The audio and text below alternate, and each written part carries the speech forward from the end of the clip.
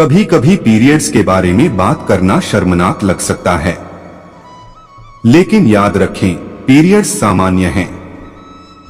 आप अच्छे मासिक धर्म, स्वास्थ्य और कल्याण का अनुभव करने के लिए आवश्यक सहायता मांगने के हकदार हैं। पीरियड्स मासिक धर्म चक्र का वह हिस्सा होता है जब महिलाओं, लड़कियों और मासिक धर्म वाले लोगों की योनि से रक्तस्राव होता है।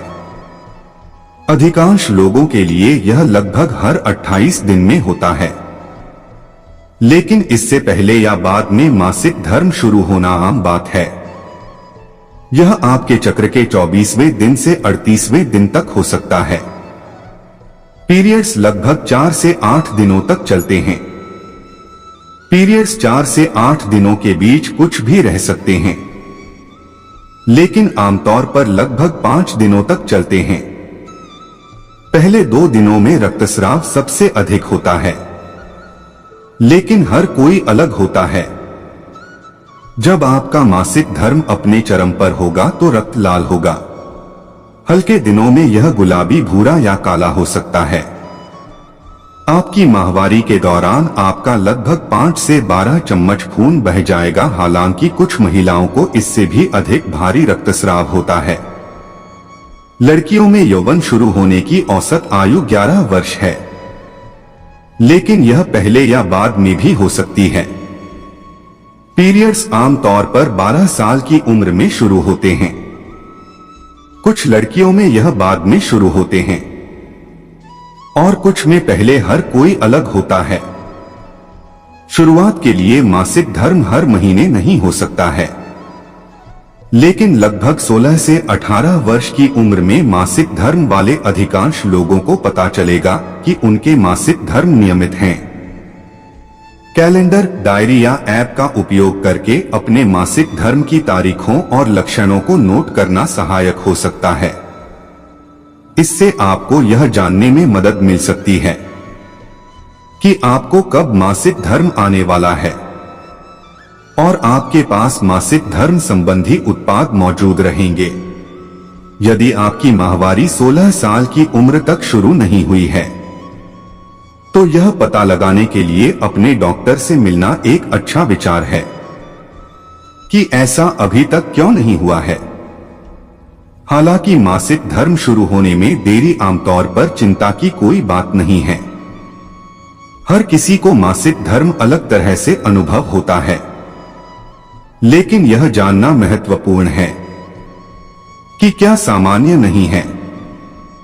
इस बारे में सोचने का एक अच्छा तरीका यह है कि आपका मासिक धर्म आपको वह काम करने से नहीं रोकेगा जो आप सामान्य रूप से करते हैं। उदाहरण के लिए स्कूल जाना, काम करना, खेल या अन्य गतिविधियों में भाग लेना। यदि आपको मासिक धर्म के दौरान कोई चिंता, दर्द या असुविधा है, तो बहुत सारी सहायता उपलब्ध है। आपको कष्ट नहीं उठाना पड़ेगा। यदि आप कैलेंडर, डायरी या ऐप का उपयोग करके अपनी मासिक धर्म की तारीखों और लक्षणों को नोट करती हैं, तो आप अपने डॉक्टर से इस पर चर्चा कर सकती हैं, जो यह तय कर सकता है कि क्या कोई परीक्षण या उपचार आवश्यक हो सकता है।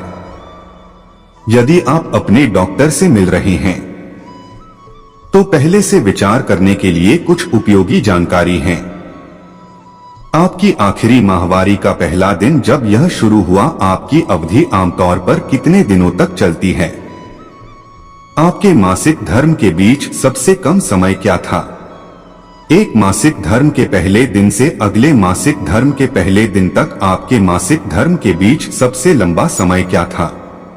एक मासिक धर्म के पहले दिन से अगले मासिक धर्म के पहले दिन तक किसी भारी दिन में आपको कितनी बार अपने मासिक धर्म उत्पादों को बदलने की आवश्यकता है?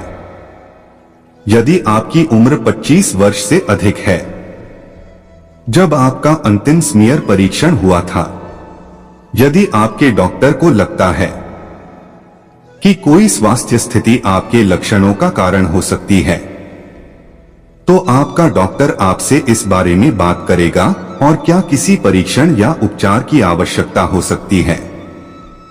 यदि आपकी देखभाल के बारे में आपके कोई प्रश्न हैं, तो ये प्रश्न आपको वह जानकारी प्राप्त करने में मदद कर सकते हैं जिसकी आपको आवश्यकता हो सकती है।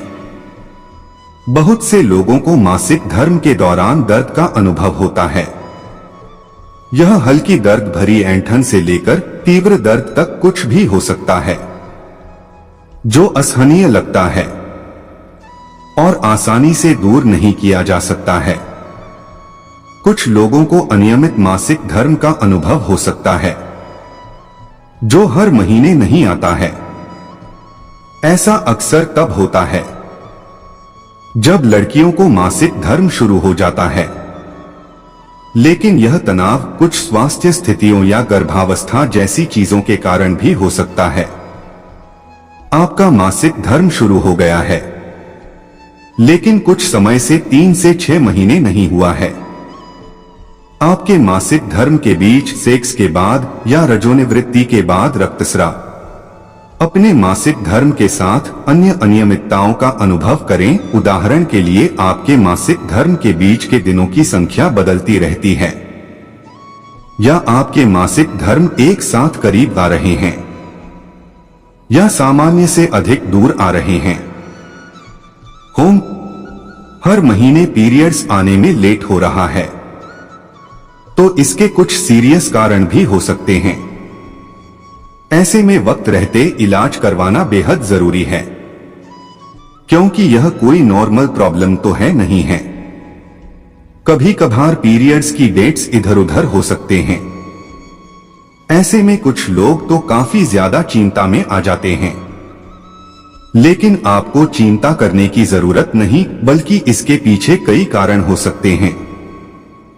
हर महीने पीरियड्स आने में लेट हो रहा है, तो इसके कुछ सीरियस कारण भी हो सकते हैं। ऐसे में वक्त रहते इलाज करवाना बेहद जरूरी है, क्योंकि यह कोई नॉर्मल प्रॉब्लम तो है नहीं है। कोई भी महिला हो या लड़की को सही वक्त पर अगर पीरियड्स आ रहा है और ठीक से खत्म हो जा रहा है, इसका मतलब है कि वह हेल्दी है। अगर किसी महिला को टाइम पर पीरियड्स आ रहे हैं, तो इसका मतलब है वो हेल्दी नहीं है। जरूर कुछ न कुछ शारीरिक दिक्कतों से वो गुजर रही है। ऐसे में हमें यह जानना बेहद जरूरी है कि पीरियड्स के कितने दिनों का साइकिल नॉर्मल होता है। एक पीरियड्स से दूसरे पीरियड्स में कितने दिनों का गैप होना चाहिए। कितना देरी से पीरियड्स आना नॉर्मल होता है। कई महिलाएं ऐसी हैं जिन्हें अक्सर पीरियड्स देरी से आता है। ऐसे में सबसे बड़ा सवाल यह उठता है कि क्या देरी से पीरियड्स आना नॉर्मल है। आपकी जानकारी के लिए बता दें कि पीरियड्स में 1-2 दिन के आगे पीछे आना नॉर्मल है, लेकिन ज्यादा लेट हो रहा है, तो फिर आप कुछ शारीरिक दिक्कतों से गुजर रही हैं। यह कोई जनरल नहीं बल्कि गंभीर कारण हो सकते हैं। अगर आपके पीरियड्स में 1 से 2 महीने से ज्यादा देरी हो रही है, तो फिर आपको बिना समय गवाएं आपको तुरंत डॉक्टर से मिलना चाहिए। कई बार इसके कारण ओवरी में गांठ या पीसीओएस के कारण भी हो सकता है। जनरल बात यह है कि पीरियड्स 21 से 35 दिनों का होता है। अगर आपकी साइकिल 28 दिन की है, तो अगर 30वें दिन न आकर 40वां दिन में पहुंच जाए, तो फिर यह चिंता का विषय है। कभी कभार पीरियड्स की डेट्स इधर उधर हो सकते हैं। ऐसे में कुछ लोग तो काफी ज्यादा चिंता में आ जाते हैं, लेकिन आपको चिंता करने की जरूरत नहीं, बल्कि इसके पीछे कई कारण हो सकते हैं। हर महीने पीरियड्स आने में लेट हो रहा है, तो इसके कुछ सीरियस कारण भी हो सकते हैं। ऐसे में वक्त रहते इलाज करवाना बेहद जरूरी है, क्योंकि यह कोई नॉर्मल प्रॉब्लम तो है नहीं है।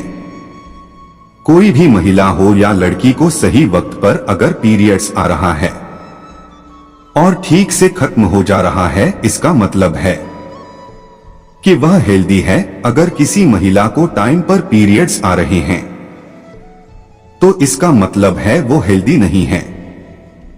जरूर कुछ न कुछ शारीरिक दिक्कतों से वो गुजर रही है। ऐसे में हमें यह जानना बेहद जरूरी है कि पीरियड्स के कितने दिनों का साइकिल नॉर्मल होता है।